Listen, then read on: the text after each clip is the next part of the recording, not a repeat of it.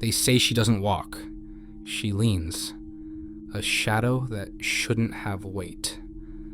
A face that's too high for you to see all at once. The 10-foot woman. The first time I heard her name was from my Aunt Ruth, the night I moved into my new apartment on River Street. A narrow, old building, where the ceiling sloped and the walls breathed when the wind blew. She told me, if you hear tapping on the upstairs window, don't look, don't count the knocks, and never, ever open the curtains. I laughed. She didn't. She just stared past me, toward the window. The night's got things that measure us, she whispered. And if you measure back, they notice. The first few weeks, I forgot all about it, until the tapping started. It was faint at first, 2 taps, then 1. Always between 2 and 2:20 a.m., like a heartbeat behind the glass. I tried to ignore it. Told myself it was branches, the pipes, anything. But there were no trees near my window. And one night, when the sound came again, I heard something else behind it. A noise so low, it felt like a breath underneath the floorboards. I looked out. Just darkness. But in that darkness, something moved. Slow. Tall. The shape of a person. No.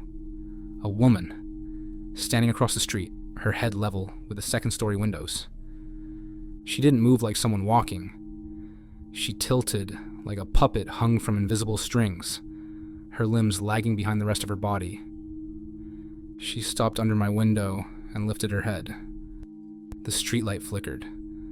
Her face was blank. No eyes, no mouth. Just the impression of features stretched too long, like wet clay that had forgotten where to stop. I froze. Then she raised her arm.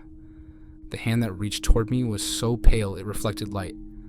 Long fingers tapping against the glass from the outside. 2 taps. Pause. 1 tap. Tap, tap. Tap. I backed away. My breath fogged the window. For a second, my reflection overlapped with hers, and in that flicker, my reflection smiled. The next day, I told Ruth. She just said, "You shouldn't have looked." When I pressed her for answers, she told me the story. In 1986, there had been a flood.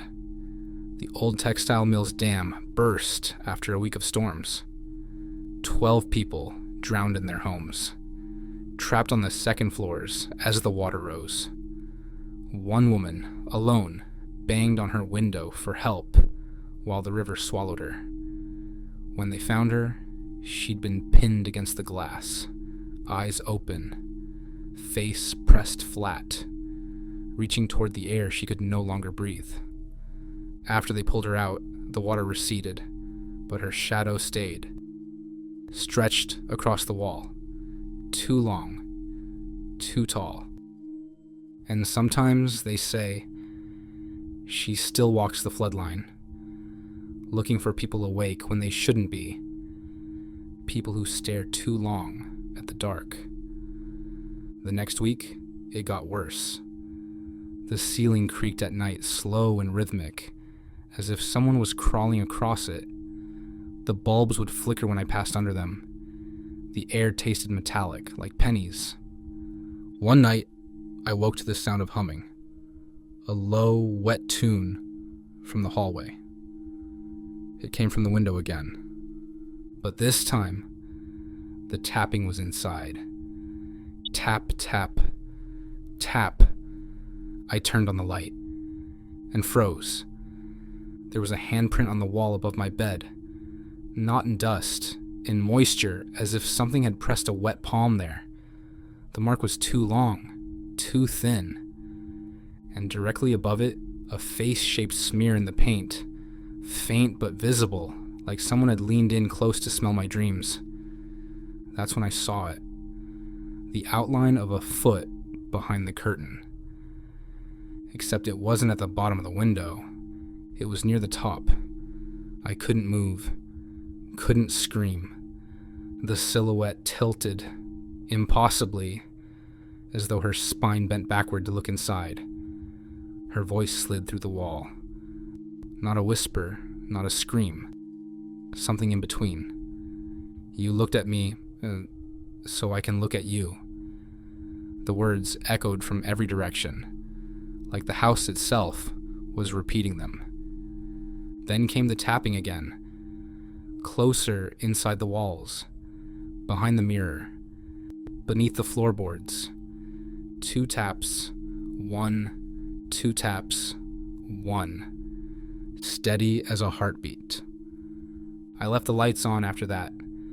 Slept in the kitchen, under the table. It didn't help. When I closed my eyes, I saw her shadow burned against the inside of my eyelids. Impossibly tall, her arms dragging along the ground like lengths of rope.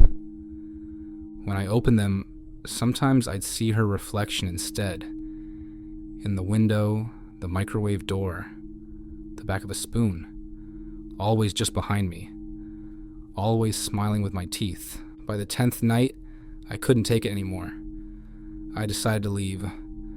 But when I went to the window to shut the blinds, I realized the glass wasn't reflecting my apartment anymore. It was showing another room. Water dripped down the walls inside it. A woman stood there, skin gray, hair floating like seaweed, face pressed against the glass from the other side. And her mouth... God! Her mouth stretched open so wide it split her cheeks. I stumbled back, but she didn't move. Instead, she rose, higher and higher until her face slid out of view, and her long, skeletal hands gripped the frame of the window, fingers spidering across the ceiling. That's when the tapping started again. Only this time, it wasn't on the glass. It was behind me. I turned and saw the closet door bulge like something inside was pushing to get out. The handle twisted.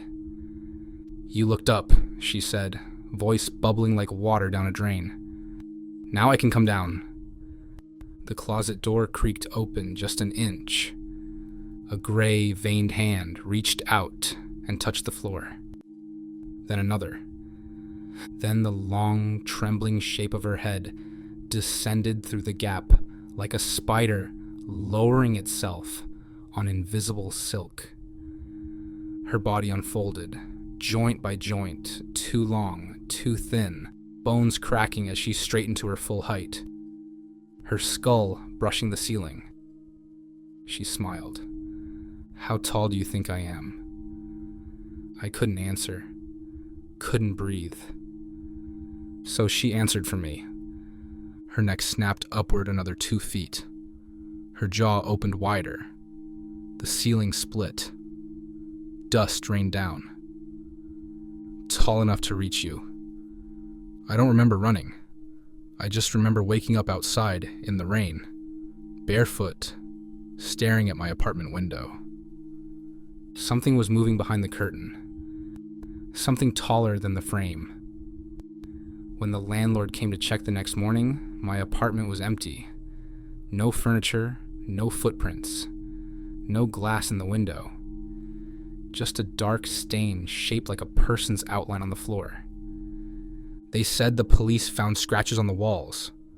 10 of them, each exactly 1 foot apart. It's been a year since I left Gray's Ferry, but every once in a while, around 2:17 a.m., I'll hear it again. Tap, tap, tap, and the shadows on my ceiling start to stretch. I don't sleep near windows anymore, because now I understand what Aunt Ruth meant when she said, "The night has things that measure us, and if you look long enough, they'll make sure you fit."